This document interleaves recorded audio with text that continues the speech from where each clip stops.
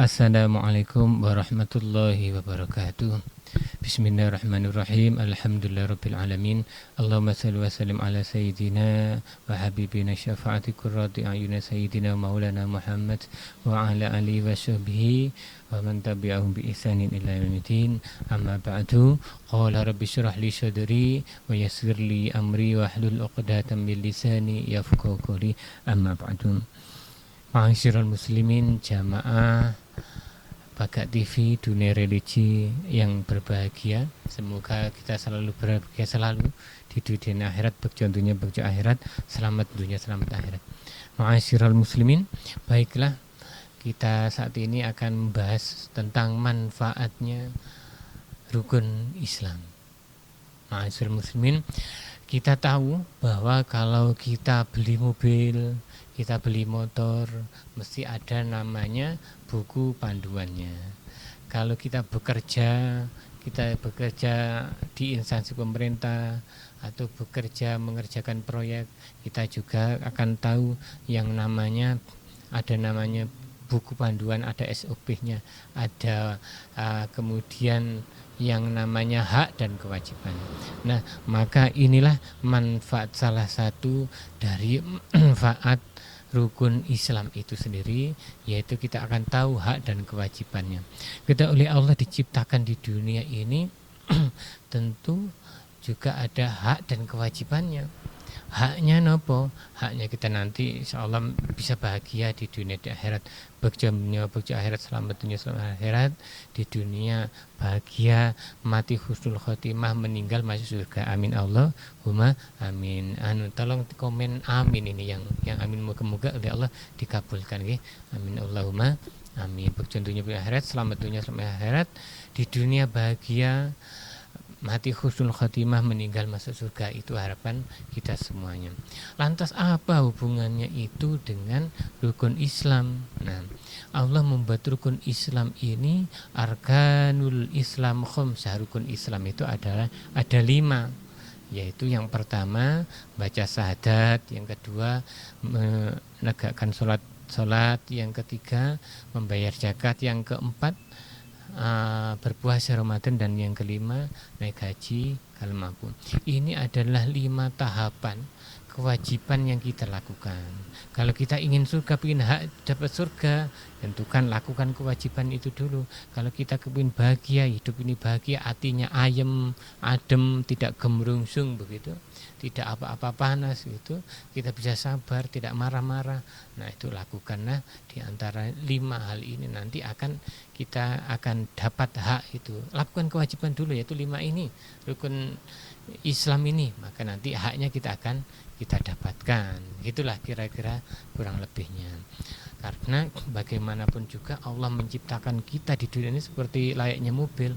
Allah tidak melepaskan begitu saja, tapi dikasih buku panduan berupa Al-Quran supaya hidup bahagia, yaitu disuruh kewajiban untuk dibengkelkan mobil ini. Lah kita juga dibengkelkan 5 waktu, dibengkelkan setiap hari itu kita oleh Allah disuruh ngecas energi, ngecas daya ini kepada Allah Subhanahu wa ta'ala.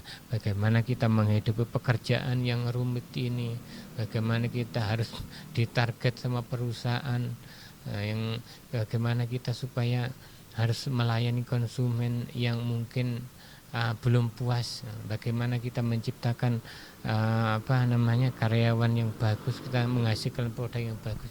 Nah, setelah kita lelah dengan kehidupan ini, mungkin diuring-uring tetangga, dimarahi teman, ya, ini kita perlu ngecas energi, yaitu berupa sholat 5 waktu, salah satu rukun Islam itu sendiri. Artinya Allah ingin supaya kita hidup ini supaya tidak stres, kena masalah hantam. Kita nggak bekerja ini juga butuh uang, butuh nafkah hidup, nafkah. Tapi kalau kerja kok begini berat tuntutan hidupnya, maka kita tetap kerja. Nah, nanti urusan stresnya kita ke masjid setelah pada saat lohor, pada saat asar ke masjid. Kalau nggak bisa ke masjid, ya kita menghadap Allah di sajadah di rumah kita. Artinya kita itu ngedem dulu, kita mendinginkan diri, kita ke rest areanya Allah ini, yaitu di masjid itu tadi, atau sajadah kita ke rest area dulu, menenangkan diri supaya nanti perjalanan selanjutnya nanti akan bisa kita lalui dengan nyaman, dengan enjoy. Jadi kenapa harus ada sholat? Ya itu tujuannya supaya kita bahagia, bukan serta merta ini tuntutan begitu, bukan. Nah, terus kemudian ada lagi manfaatnya rukun Islam itu tadi, kalau kita sudah syahadat itu memang harus bersyahadat ya, kembali tadi setelah sholat, sebelum sholat kita kan syahadat dulu ya. Syahadatnya kita bersyahadat, kita berikrar bahwa percaya bahwa segala sesuatu itu memang Allah Subhanahu wa taala Tuhannya, dengan mengutus Nabi Muhammad sebagai utusan atau orang yang dipercaya membawa risalah itu, membawa wahyu. Nah, kalau sudah kita bersyahadat asyhadu alla ilaha illallah asyhadu anna muhammadar rasulullah, maka kita memasuki tahap kedua rukun Islam, yaitu sholat 5 waktu. Kenapa sholat 5 waktu harus dilakukan? Yaitu tadi, supaya kita dapat energi. Kita seperti HP, ngecas HP, dayanya habis, dicas. Setelah dimarahi orang, kita waduh loyo, nggak semangat hidup. Setelah dimarahi istri, dimarahi suami istri, dimarahi orang tua, loyo gitu. Nah, kita tidak semangat, maka kita menghadap ke Allah, mendapatkan ngecas lagi energi dari Allah berupa sholat, itu menjadi semangat. Terus yang ada masalah-masalah dengan sholat kita menjadi ringan lagi. Nah, kemudian selain itu ma'asyiral muslimin, rukun Islam selanjutnya itu kita membayar zakat. Zakat yang kita wajib adalah zakat fitrah dan zakat mal. Kalau zakat fitrah ini kita lakukan pada saat Ramadan akhir afdolnya menjelang Idul Fitri kita lakukan. Tapi kalau yang zakat mal yaitu selama setahun, ada haul selama setahun, kita punya harta kekayaan selama setahun, kita keluarkan rata-rata 2,5% dari itu. Cuman kebetulan memang afdolnya pada saat ini, pada saat Ramadan ini mengeluarkannya, biasanya orang-orang mengulang zakat mal juga pada saat bayar zakat fitrah itu tadi, dikeluarkan pada saat Ramadan ini sekaligus ngitungnya enak gitu. Padahal misalkan membayar zakat mal selain bulan Ramadan juga boleh. Artinya rentangnya 1 tahun, haulnya 1 tahun itu, kekayaan kita itu apa sudah mencapai nisab apa belum. Kemudian rukun Islam selanjutnya yang keempat yaitu kita berpuasa Ramadan. Berpuasa Ramadan itu selain takarub kepada Allah, mendekatkan diri kita kepada Allah, keikhlasan kita kepada Allah, memang benar-benar kita ini bertakwa, memang ibadat enggak pengen diilem uang. Mungkin kita ngaji sholat kan kelihatan, oh itu sembahyang, rajin sembahyang, oh itu rajin sedekah kelihatan. Tapi kalau puasa ini ada yang kelihatan, ada yang nggak kelihatan. Misalkan kita delik bersembunyi di kamar makan, nggak ada yang tahu, bahwa kita mokel. Nah, padahal Allah tahu. Nah, inilah menguji keimanan kita, apa kita benar-benar memang bertakwa kepada Allah, bahwa kita memang beribadah hanya kepada Allah saja, bukan karena pujian manusia. Ini takarub kepada Allah, selain seperti itu. Selain itu juga puasa ini manfaatnya nanti kita juga sosial.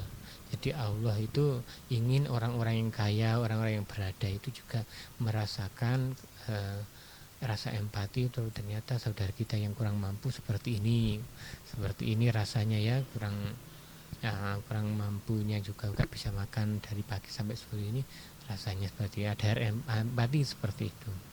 Kita bisa bersyukur, kita biar bisa berbagi kepada orang-orang yang tidak mampu. Kemudian rukun Islam yang kelima yaitu naik haji. Naik haji ini adalah rukun Islam yang kelima, karena kita nanti akan berupaya baik jiwa, raga dan harta ini kita kerahkan. Artinya makanya disebut orang wajib naik haji kalau mampu. Salah satu mampunya adalah mampu kesehatannya, mampu ekonominya. Yang belum mampu berarti belum wajib.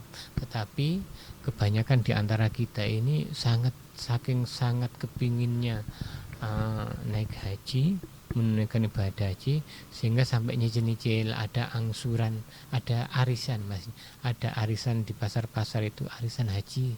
Mereka nabung-nabung, nanti kalau sudah dapat 25 juta kita ke Kemenak untuk daftar haji begitu. Ada yang seperti itu. Jadi walhasil alhamdulillah semangat beragama di di Indonesia kita ini semangat besar, artinya sedikit manfaat rukun Islam ini.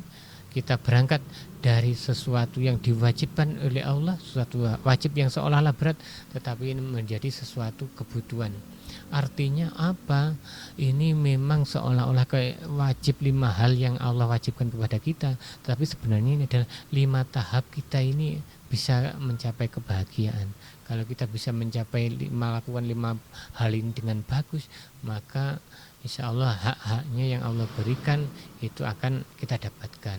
Hak pahala dunia akhirat, artinya surga di dunia dan akhirat, ini akan kita rasakan. Insya Allah semoga oleh Allah diberikan kemudahan untuk melaksanakan rukun Islam ini dengan sebaik-baiknya, tentunya dengan bukan sok-sokan, tetapi memang kita ingin mencari ridha Allah, mencari syafaat Nabi Muhammad SAW dan barokahnya ilmu agama ini. Ada kurang lebihnya saya mohon maaf. Mari kita berbagi sedikit demi sedikit. Insya Allah apa yang kita bisa bagikan, baik melalui ilmu sedikit, ceramah kultum yang sedikit ini, insya Allah akan berbagi.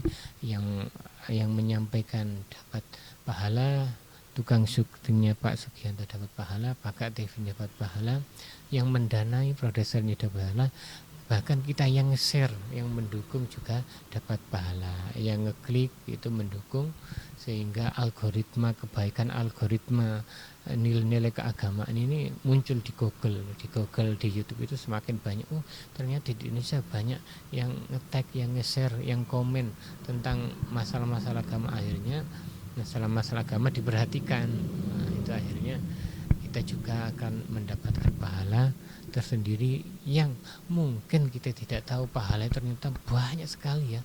Ketika kita sedikit menularkan kebaikan itu banyak sekali pahalanya yang bisa kita dapatkan.